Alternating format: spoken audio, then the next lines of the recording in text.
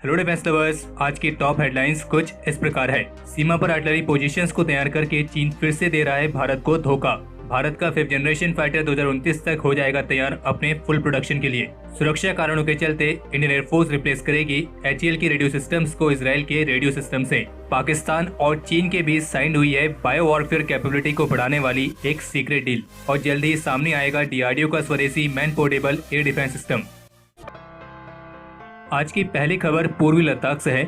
जैसा कि पिछले डिफेंस अपडेट में हमने आपको इस बारे में जानकारी दी थी कि पूर्वी लद्दाख में LAC पर भारत और चीन के बीच डिसएंगेजमेंट प्रोसेस में रुकावट आ गई है, क्योंकि चीन अभी भी फिंगर 5 से फिंगर 8 के बीच में मौजूद है और चीन की तरफ से उसकी कमिटमेंट को निभाया नहीं जा रहा है और चीन वापस जाने वाली अपनी कमिटमेंट को नहीं निभा रहा है। और इसी बीच चाइना की पीपल्स लिबरेशन आर्मी की जो वेस्टर्न थिएटर कमांड है उसमें कुछ बदलाव किए गए हैं, जिसमें इस कमांड के कमांडर जनरल जाओ जोंगी को लेफ्टिनेंट जनरल लियू जेनली से रिप्लेस किया जा सकता है। और ये जनरल जाओ जोंगी, जो कि चाइना की वेस्टर्न थिएटर कमांड के मौजूदा कमांडर भी हैं, उनको लेकर कहा गया है कि पूर्वी लद्दाख में भारत और चीन के बीच जो स्थिति बनी है इसके पीछे इन्हीं का हाथ है। और केवल इतना ही नहीं, बल्कि हाल ही की कुछ सैटेलाइट इमेजेस से इस बात की जानकारी मिली है कि चाइना के पीपल्स लिबरेशन आर्मी ने प्रोटेक्शन फोर्टिफिकेशन के साथ आर्टिलरी गन्स की पोजीशंस को तैयार किया है और साथ ही साथ पैंगोंग शू लेक वाले एरिया पर एक फील्ड हॉस्पिटल भी बनाया गया है। और जिस आर्टिलरी पोजीशन की बात की गई है ये फॉक्स होल पॉइंट के 10 किलोमीटर ईस्ट पर है और जो फील्ड हॉस्पिटल बनाया गया है वो फिंगर 8 एरिया से पीछे है।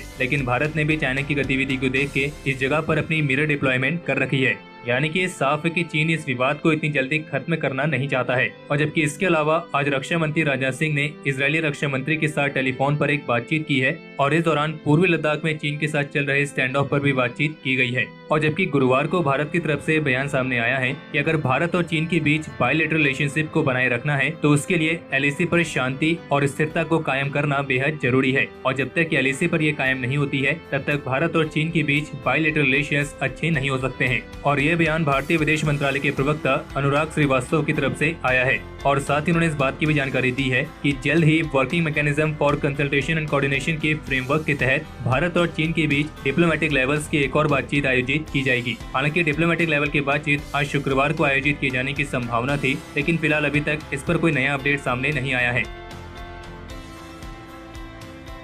टॉप सोर्सेज के मुताबिक इंडियन एयरफोर्स के 5th generation advance multi role combat aircraft यानी कि AMCA के विकास कार्य को और तेज कर दिया गया है और जिसके तहत इस 5th generation twin engine single seat aircraft के मॉड्यूलर डिजाइन को अंतिम रूप दे दिया गया है। और इंडियन एयरफोर्स चीफ का कहना है कि उन्होंने शुरुआत में AMCA फाइटर की 6 स्क्वाड्रंस को इंडक्ट करने की योजना बनाई है और 2024 और 25 तक इसके पहले उड़ान परीक्षण आयोजित किए जा सकते हैं। और जो ये AMCA फाइटर है ये अपने फुल प्रोडक्शन के लिए 2029 तक तैयार हो जाएगा और फिर 2036 तक इसके MK2 वेरिएंट को भी शामिल कर लिया जाएगा। और इस AMCA प्रोग्राम को समय पर पूरा करने के लिए HAL जल्द ही DRDO और एक प्राइवेट कंपनी के साथ अपने ज्वाइंट वेंचर की घोषणा भी कर सकती है। हालांकि इसके बारे में हम आपको पहले बता चुके हैं कि इस प्रोग्राम में HAL ने प्राइवेट कंपनी को भी शामिल करने का फैसला लिया है। और इंडियन एयरफोर्स चीफ ने इस बात को भी कंफर्म किया है कि इंडियन एयरफोर्स की रशिया के 5th जनरेशन फाइटर एयरक्राफ्ट को इंपोर्ट करने की कोई भी योजना नहीं है और न ही वे किसी फॉरेन कंट्री के साथ 5th जनरेशन फाइटर के ज्वाइंट एग्रीमेंट में शामिल होने वाले हैं। और अब इंडियन एयरफोर्स का पूरा ध्यान भारत के स्वदेशी AMCA फाइटर पर है।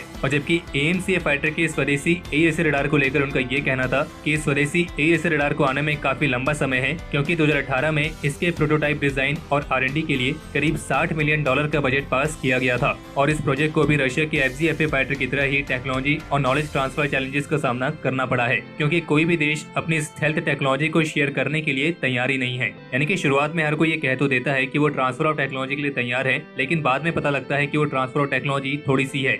बाकी स्वदेशी जेट इंजन के लिए भारत और रोल्स रॉयस के बीच एग्रीमेंट वाली बात पर उनका कहना था कि फिलहाल ये चीज भारत की लिस्ट में शामिल है। और बाकी AMCA फाइटर का जो अनमैन्ड वर्जन है उसको फिलहाल आने में काफी समय है और इसके लिए फिलहाल इंतजार करना होगा, क्योंकि ऐसे किसी भी सिस्टम के लिए एक proper control and guidance system की जरूरत होती है। और इसलिए सीनियर इंडियन एयरफोर्स ऑफिसर्स के मुताबिक इसके लिए फिलहाल अभी आपको काफी इंतजार करने की जरूरत है। और ये सब जानकारी शेपर्ड प्रेस लिमिटेड की तरफ से जारी की गई है।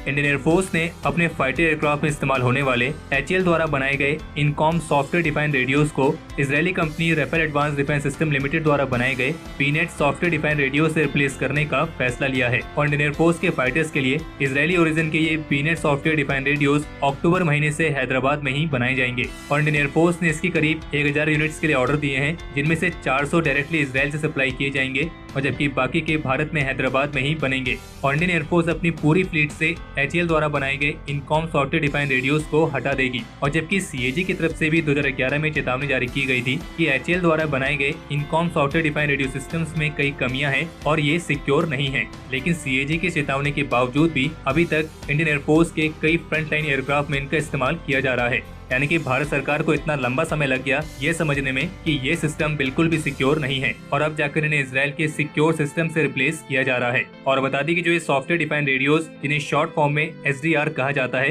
ये एयरफोर्स के मिशन में एक बहुत ही महत्वपूर्ण भूमिका निभाते हैं, क्योंकि ये एक रेडियो कम्युनिकेशन सिस्टम है। और किसी भी मिलिट्री मिशन में कम्युनिकेशन सिस्टम की क्या अहमियत होती है, इसके बारे में तो आप सभी बहुत अच्छे तरीके से जानते होंगे। इसके अलावा DRDO के Dhruvastra anti tank guided missile, जिसका भी 15 और 16 जुलाई को परीक्षण भी किया गया था, इसके बारे में एक नई रिपोर्ट सामने आई है, जिसके मुताबिक इस ATGM मिसाइल का इस साल के अंत तक एक और परीक्षण किया जा सकता है और ये परीक्षण रुद्रा हेलीकॉप्टर और लाइट कॉमेट हेलीकॉप्टर से किए जाने की संभावना है। और इस परीक्षण के बाद फिर अगले साल इसे इंडियन आर्मी की सर्विस में औपचारिक रूप से इंडक्ट भी किया जा सकता है। और जबकि DRDO ने अपनी पहली स्वदेशी man portable air defence system के प्रोटोटाइप पर फैब्रिकेशन का कार्य शुरू कर दिया है और उम्मीद है जल्द ही भारत का पहला स्वदेशी man portable air defence system हमें देखने को मिलेगा। बाकी एक जानकारी और आपको दे दें कि इंडियन एयरफोर्स के वेस्टर्न एयर कमांड के नए प्रमुख के तौर पर एयर मार्शल VR चौधरी को चुना गया है, जो कि 1 अगस्त 2020 से अपना चार्ज संभालेंगे। और बता दें कि air marshal VR Chaudhary Indian air force के फाइटर स्ट्रीम में दिसंबर 1982 में कमीशन हुए थे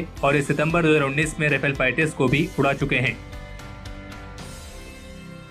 दुनिया भर में अपने चाइनीज वायरस से तबाही मचाने के बाद अब पाकिस्तान और चाइना के बीच बायो वॉरफेयर कैपेबिलिटीज को बढ़ाने के लिए 3 साल का एक कोवर्ट यानी कि सीक्रेट एग्रीमेंट साइन हुआ है। और रिपोर्ट यह है कि पाकिस्तान और चीन के सीक्रेट एग्रीमेंट में एंथ्रेक्स जैसे डेडली एजेंट से संबंधित कई सारे रिसर्च प्रोजेक्ट शामिल हैं और इस बात की जानकारी मल्टीपल इंटेलिजेंस सोर्सेज की तरफ से जारी की गई है। यानी कि दुनिया में तबाही मचाने के लिए चाइनीज वायरस कम नहीं था कि जो चीन अब पाकिस्तान के साथ मिलकर बायो वॉरफेयर कैपेबिलिटीज को बढ़ाने के लिए और भी रिसर्च कर रहा है। और आपको जानकर काफी हैरानी होगी कि जो ये कोवर्ट एग्रीमेंट साइन हुआ है, ये पाकिस्तानी मिलिट्री की defence science and technology organisation और चाइना के उस लेबोरेटरी के बीच साइन हुआ है जिस पर इस चाइनीज वायरस को फैलाने का आरोप है। और जो उभरते हुए संक्रामक रोग हैं, इन पर संयुक्त रूप से स्टडी करने के लिए ये कोवर्ट एग्रीमेंट इन्होंने साइन किया है। और साथ ही साथ फैलने वाली बीमारियां, उनके बायोलॉजिकल कंट्रोल पर भी वे इस पर एडवांस स्टडीज करेंगे। अब वे इसको कंट्रोल करने के लिए स्टडी करेंगे या फैलाने के लिए, ये तो यही जानते हैं। और जबकि इंटेलिजेंस सोर्सेज ने चाइना के उन कोवर्ट प्रोजेक्ट के बारे में गंभीर चिंताएं जताई हैं, जिसमें चीन खतरनाक बायोलॉजिकल एजेंट्स पर अपनी सीमा से बाहर टेस्ट कर रहा है। और जबकि कुछ एक्सपर्ट्स का भी ये मानना है कि जो बायोलॉजिकल वॉरफेयर का खतरा है,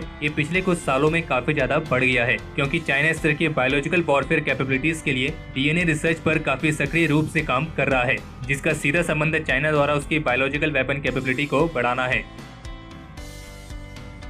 चीन के साथ बढ़ते तनाव के बीच शुक्रवार को भारत सरकार ने सैन्य और राष्ट्र सुरक्षा के चलते देश की सीमा से लगने वाले देशों से व्यापार के नए नियम जारी किए हैं। और भारत के इस कदम से चीनी कंपनियों पर सबसे ज्यादा प्रभाव पड़ने वाला है और केंद्र सरकार की तरफ से सरकारी खरीद में चाइनीज कंपनियों पर अंकुश लगा दिया गया है। और इस नए नियम के तहत भारत की सीमाओं से लगने वाले जितने भी देश हैं, उनकी कंपनियां तभी भारत में अपना पैसा लगा सकेंगी अगर वे संबंधित प्राधिकरण के तहत रजिस्टर्ड हैं। और साथ ही इसमें यह भी कहा गया है कि राजनीतिक और सुरक्षा हेतु से जुड़ी क्लियरेंस लेने के लिए विदेश मंत्रालय और गृह मंत्रालय से पहले अनुमति लेनी होगी। और ये नए नियम हर तरह की वस्तु, सेवा और प्रोजेक्ट्स पर लागू होगा। हालांकि भारत सरकार ने 31 दिसंबर तक चाइनीज वायरस से जुड़ी मेडिकल सप्लाईज की खरीद पर छूट दे रखी है। और भारत सरकार का ये आदेश सार्वजनिक क्षेत्रों के bank, financial institutions, autonomous bodies, centre public sector enterprises और पब्लिक प्राइवेट पार्टनरशिप प्रोजेक्ट जो कि भारत सरकार से फाइनेंशियल सपोर्ट प्राप्त करते हैं, उन सभी पर ये नए नियम लागू होंगे। और ये आदेश राज्यों को भी मानना होगा। और सरकार की तरफ से राज्य सरकार के मुख्य सचिवों को लिखित आदेश में कहा गया है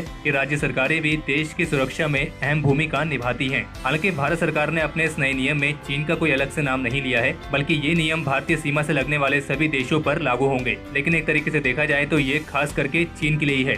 बाकी इसके जरिए भारत सरकार चीन को क्या मैसेज देना चाह रही है ये हमें आपको बताने की जरूरत नहीं है, क्योंकि आप पहले से इतने समझदार हैं कि आपको मालूम है कि भारत सरकार का चीन के लिए क्या संदेश है। और अगर आपको मालूम है तो उसे कमेंट सेक्शन में एक वर्ड में लिख के बताइए।